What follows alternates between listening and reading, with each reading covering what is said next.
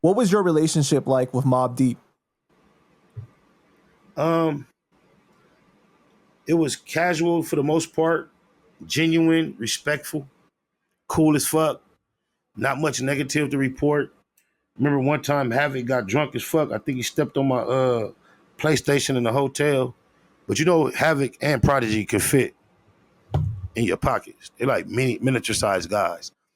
So unless you're a bully, it's going to be kind of hard to have a problem with them in person unless they jump way out their body and get extremely disrespectful, which Right. neither of them ever did.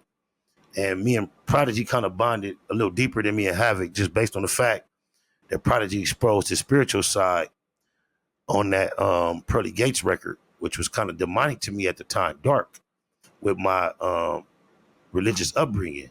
Right. And on our personal experience, I had to challenge some of the shit he said, and it caused us to engage in a conversation he didn't even realize I was qualified to have.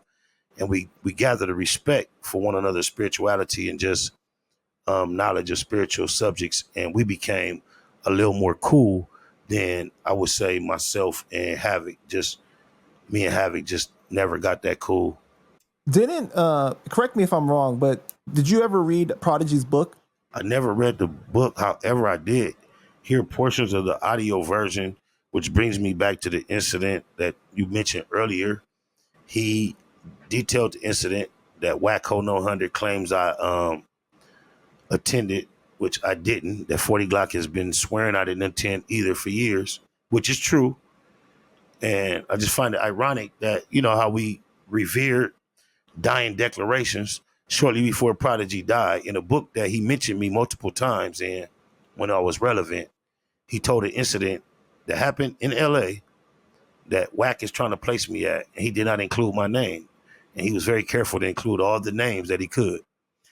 So I look at that as vindication, and I thank Prodigy for telling that story in that book. And you're talking about the situation where they had Game cornered, and Game ended up calling Whack or something like that. Somebody called Whack, right, for assistance, and he pulled up with Suge. And I was not there. I swear by every hair on my chinny chin chin and the ones on my chest that are not there, I was not there. right.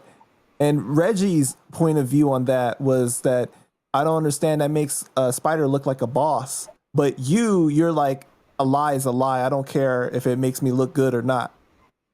It don't make me look good to grab no points I didn't score. I don't want no points I didn't earn. And I don't see the element of that looking cool. Because if I had my man pinned up against a car, he would never have time to make a call to no weenie ass nigga like Wack, Ho No Honey. And I would have the interest in waiting for Wack to argue with Suge Knight wherever they were about even reacting or responding. Wack told the world he convinced Suge to react even though Suge didn't want to. So therefore, all this time I was idly having my man trapped, and Wack was able to manipulate all that and have time to travel from his location to our location and mediate my intentions. That is preposterous. That would never, ever, ever take place, let alone have the imaginary conversation he claims to have had with me once he arrived. That is all a figment of his imagination. Right. So 40 Glock was the one that was actually there, right? I wasn't there, so I can only believe what 40 Glock claims and what Prodigy said in his book. I wasn't there.